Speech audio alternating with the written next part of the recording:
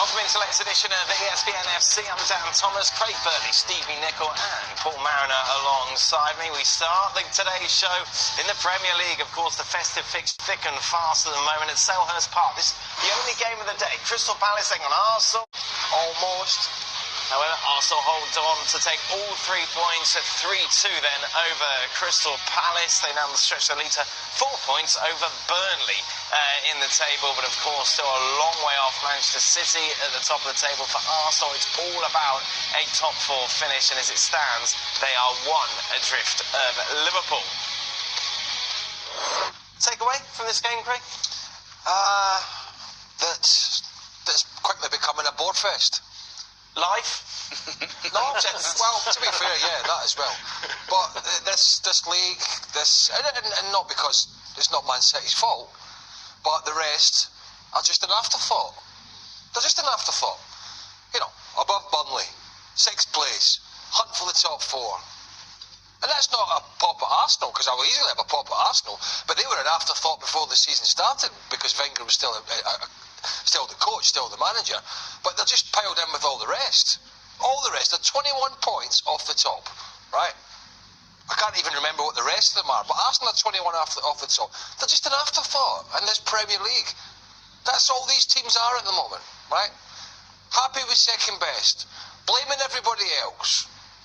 That's what it is. How has it come to this, Stevie? How's an Arsenal team who have been in title contention for many years before, suddenly in a situation where Craig says they get a nice win away against Crystal Palace, but still the big takeaway is how far they are off the pace? Well, it's really down to not bringing enough good players in. I mean, you saw this game today, and there was absolutely nothing dynamic at any stage about Arsenal, and it's kind of been the same all season. There's nothing dynamic about them. You know, we used to be able to say that they moved the ball well and they created. They're just kind of, they're getting it done. They got it done today, but, you know, certainly compared to City, but compared to some other teams as well, they're way off the pace. Well, look, last night I thought that they would win the game, but I thought it would be a much better. I thought Palace would offer more. They've been playing reasonably well. Roy Hodgson's got them off the bottom of the table, more or less, you know, in sort of a, you know, playing in some sort of a rhythm. But they didn't really show. Arsenal should have had this game dead and buried in the first half. Absolutely no two ways about that. And the same thing happened again with Arsenal.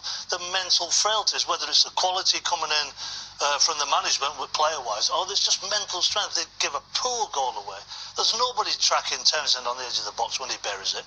So you think, oh, here we go again. And all of a sudden, the game that should have been a comfortable game for Arsenal, if they play up to their levels, it wasn't a comfortable game. And it was a little bit boring, to be honest. I mean, when Tompkins comes in at the end on the far post, you think, okay, what's going to happen? They go zonal. Nobody marks them. Nobody attacks the ball. Absolutely ridiculous defending, and it's not going to change. Last night you were thinking about who was going to win the game. Yeah.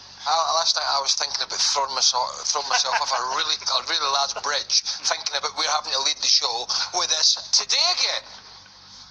And we have to, and I understand it, but this is where we are. This was a good result for Arsenal away from home. Yep. But in the context of this football club and the chasing pack of Manchester City, they're nothing more than a club and a team and a manager full of excuses at the moment that will probably, and we haven't heard the press conference from Arsene Wenger just yet, will have some mention of Pep Guardiola and Manchester City's spending. Guardiola. Him as well. He's spending as well. So what I was supposed to say, wasn't it a good night for Crystal Palace because they're fighting relegation? They probably will be all right. Good result for Arsenal on the road in the context of an away win. But what's the big picture here for these clubs? How's about we forget about Man City? Otherwise, you're not going to last to the end of the season. You're going to have a heart attack or throw yourself off that bridge or whatever. I am, because it might not make the end of the game. It might not make the end of this bloody show, for God's sake. If we're going to compare everybody to Manchester City, then we've no chance. Well, that's what we need to do. At the same time, I mean, you talk about two sides of the coin. Arsenal and Manchester City. You just said stop comparing people to Manchester City. You did. I did. Forget about I them. did. Forget them. They're not in the title. There's 19 teams. City don't exist. I did, but if Arsenal want to get in the top 4, Right. then they have to do something in January, which seems pretty unlikely because the team they have right now, and certainly the starting 11 they have right now, hasn't got a hope, in my opinion, of getting in the top 4 and don't deserve to be. You know, if you look at the table, they're 1 point off the top 4. Yeah. But as far as the way they play the game, as far as the dynamics of the team, they're way behind the others. The thing is, when Roy Hodgson must have saw that team sheet tonight, Chambers playing on the right-hand side of that 3. That's tailor-made for Zaha to go and absolutely carve it apart. So Chambers goes and gets himself a yellow card.